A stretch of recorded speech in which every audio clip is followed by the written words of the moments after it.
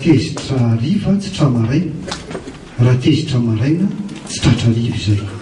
Hommage littéraire à Tolotandriamatoa Nestor Abearzafy, maître de conférence, faculté des lettres et sciences humaines.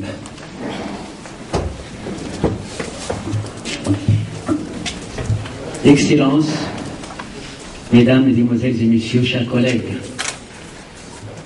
Élie est mort. Il est mort comme il a vécu, sans rancune et sans ombre. Il a vécu, il a aimé, il a chanté, il a créé, puis, soudain, l'éternité, les portes béantes et vertigineuses du néant.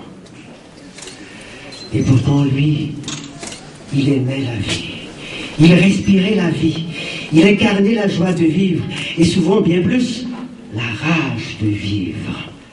Cette force de vie, et il la cultivait dans ses multiples activités, dans ses qualifications multiples. Il est tout à la fois. Enseignant-chercheur, historien, géographe, anthropologue, mais il est aussi officier de l'armée de réserve, journaliste, photographe, promoteur artistique, auteur-compositeur, comédien, metteur en scène. Élie a cultivé, j'oserais même dire, consumé son énergie dans l'action intense, permanente, ininterrompue. Sa vie, comme son œuvre, est action. Il a parfaitement vécu et appliqué les derniers mots que Victor Hugo a écrits 2 jours avant sa mort. Aimer, c'est agir. Élie refuse la paralysie du silence et du repos. Pour lui, vivre, c'est marcher, c'est agir. Arriver, c'est partir. Ses amis connaissent bien le fameux aphorisme de l'éternel mouvement qu'il a lancé. Une semaine avant sa mort, le vendredi 19 novembre dernier, il m'a invité à venir assister à la répétition de la pièce Les Justes d'Albert Camus, qu'il était en train de monter avec les étudiants de 3e année du département d'études françaises.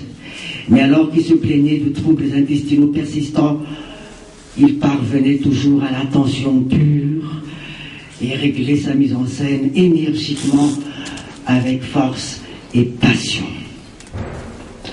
Élie a écrit de nombreux articles sur la culture et la vie culturelle malgache, mais aussi des ouvrages culturels souvent financés par la coopération française.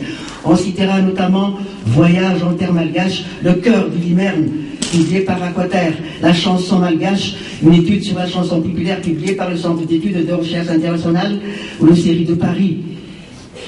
Les ouvrages en collaboration avec des artistes créateurs, comme ceux qu'il a écrits pour le photographe Pyromène, et bien d'autres encore.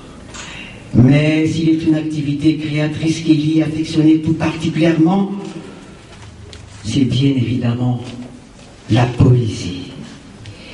Élie est d'abord et avant toute autre chose un poète, un grand poète. Membre fondateur du désormais célèbre Farbulana Sandwich, il compte à son actif des centaines de poèmes, tous de purs joyaux de l'architecture poétique. Tout le monde connaît le rayonnement de Rant, paru et lancé le 18 décembre 1992, et que j'ai eu l'insigne honneur de présenter en français. La présentation de l'œuvre en malgache ayant été assurée par le grand poète Rag en personne. Mais il pensait aussi rassembler ses inédits des années 80-2000 dans un autre recueil qui s'appelle Doulevi, qu'il était en train de former et qui connaîtra sans doute une publication posthume. Élie aimait la poésie. Et en fait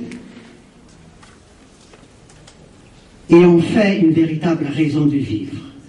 Sa vie est une vraie poésie, une vie poétique ou tout simplement une vie poème, dont l'expansion et l'impétuosité épousent parfaitement le déferlement puissant, inouï et imprévisible d'un poème. Élie écrit partout, dans le train, dans les bus, sur les bancs publics, dans les postes de cours à l'université, dans la rue en marchant, quelquefois en plein colloque, Tout lui est possible.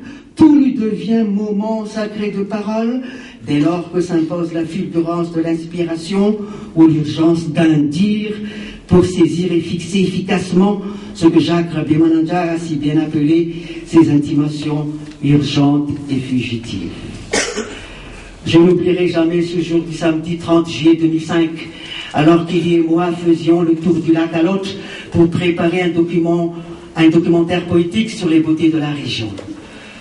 Ce soir-là, nous nous sommes postés sur le promontoire d'Amatsurat pour filmer le crépuscule des rives occidentales de la Lot, qui devait survenir à 17h28 et réputé être d'une rare magnificence. Mais au lieu de guetter l'événement convoité, Élie s'est mis à enregistrer des chants d'oiseaux, les chants des oiseaux.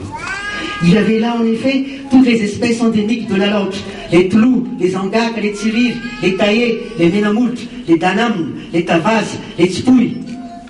Et ce qui devait arriver arriva. Nous avions raté notre crépuscule. J'étais furieux, mais longtemps après, j'ai enfin compris.